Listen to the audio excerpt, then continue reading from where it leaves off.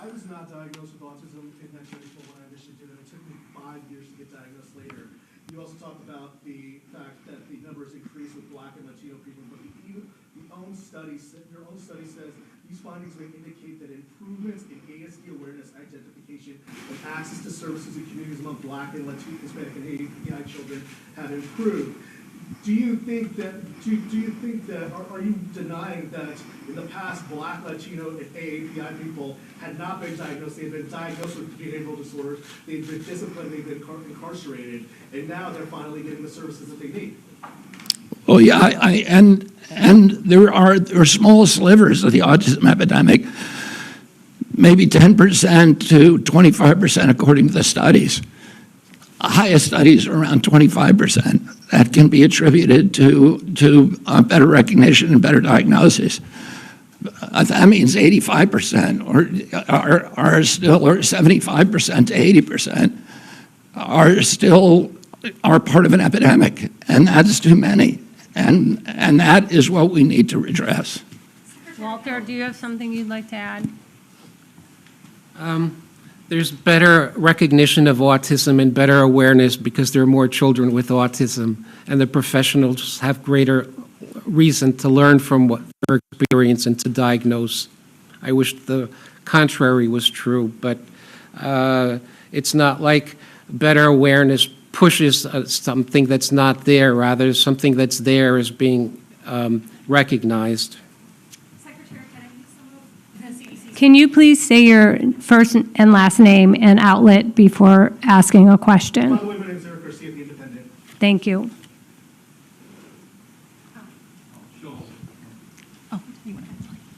Secretary Kennedy, Amanda Seitz with the Associated Press. Some of the CDC's own research has concluded that there's a genetic link at play with autism. Are you saying today that you don't trust that research or that it was wrong? Could you expand a little bit more on that? No, there is, we have really good genetic markers now, and they provide a vulnerability. But those genetic markers alone are not going to dictate your destiny. You need an environmental toxin.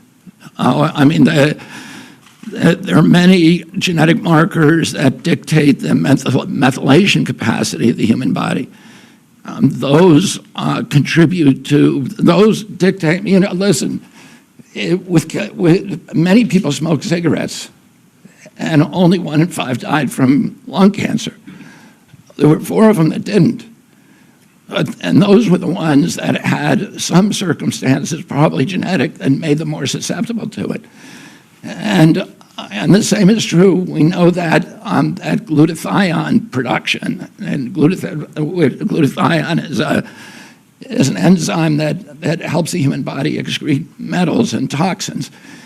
People with low glutathione production are more vulnerable. People with the MTHFR gene, which dictates methylation, are more vulnerable. People with high testosterone are more vulnerable. So there are a lot of genetic vulnerabilities.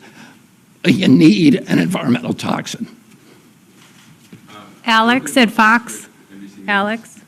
Hi, Alex Hoff, Fox News. In seeking out an environmental toxin, do you feel that if one or several are detected or put on your radar, do you think it would be the same one causing issues at both ends of the spectrum? Children who struggle with, let's say, sensory issues, all the way to those who are fully care dependent, unable to speak. Would it be the same catalyst in all of those varying conditions, you think? Well, those are the kind of studies we're going to do. And you're right, there's a spectrum of injuries, and we don't know. There are studies that look at maternal activation, so that something happens in the womb. There are studies that look at other genetic cause. The issue that we know is genes don't cause epidemics. You need an environmental toxin, and we're going to look at all the potential culprits. We're going to look at mold. We're going to look at food additives. We're going to look at pesticides. We're going to look at air and water and medicines. So we're going to look at ultrasound, because there's a timeline that something happened. In fact, Congress said to EPA, ordered EPA to tell us what year the autism epidemic began. The EPA scientists came back and said it happened in 1989. Oh, you have to find a toxin that became ubiquitous around that time period. And that affected every demographic from Cubans in Key Biscayne to Inuit in Alaska. And that affects boys at a 4-to-1 ratio as girls. There's a limited universe of those, but actually it's quite large. And, Eberhard Spichota was the one who suggested that, one of the things we have to look at is ultrasound. I don't think that that's probably a factor, but it's one of the exposures that became ubiquitous during that period. And we're going to look at all of them agnostically. We're going to find the potential exposures that increased during that time period. And then we're going to we're going to see if there is a link to this injury. Thank you. Nathan at Epic Times. I'm sorry, can I please go? I've been No, waiting. Nathan. Give him his chance to speak. Nathan. Yes, Nathan Worcester with Epic Times. During that same time period of increasing autism prevalence or diagnoses, there's also been a significant increase in maternal and paternal age. Couldn't that be a significant contributor With what? beyond maternal and paternal age? Yeah, we're going to look at all of that. We're going to look at obesity in the parents. We're going to look at the age of the parents. We're going to look at diabetes in the parents. We're going to look at all of these potential exposures. And because of AI and because of the digitalization of health records and the mass of health records that are now available to us, we can do this much more quickly than has ever been done in the past. Cheyenne. This is our last question.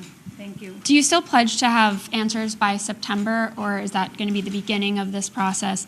And are you open to following the science regardless of whether it confirms some of your expectations or not? Yeah, I mean, we're gonna follow the science no matter what it says, and we will have some of the answers by September. It's going to be an evolving process. We're going to issue grants the way that it's always done to university researchers and others. We're going to remove the taboo. People will know they can research and they can follow the science no matter what it says without any kind of fear that they're going to be censored, that they're going to be gaslighted, that they're going to be silenced, they're going to be defunded, delicensed, and we're going to give them permission to do this research. And then we're going to open it up to the research community, and we're going to task them with certain outcomes, and we're going to have them come and bid on how to do the research. This is all being run by Jay Bhattacharya, and I think Martin Koldorf may be also working on this on designing the grant proposals. So it's going to be done by credible scientists, by the most credible scientists from all over the world, and we're going to do it very, very quickly.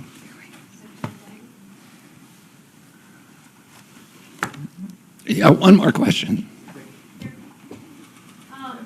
Once you identify... Can you identify yourself? Oh, sorry, I'm Emma Bevins with Fierce Healthcare. Once you identify which environmental toxins are causing autism, what do you expect the impact to be on the industries that are causing those? You cited industry as something that would cause it. I think we're going to figure out a way to make pressure on them to remove it. And I think also, there will be market forces that also exert pressure on them to remove it. And I want to say that I'm very grateful to President Trump because he tasked me on day one of this job with making this a priority, of finding out what's causing the autism epidemic, and we are going to do it for him. Thank you all very much.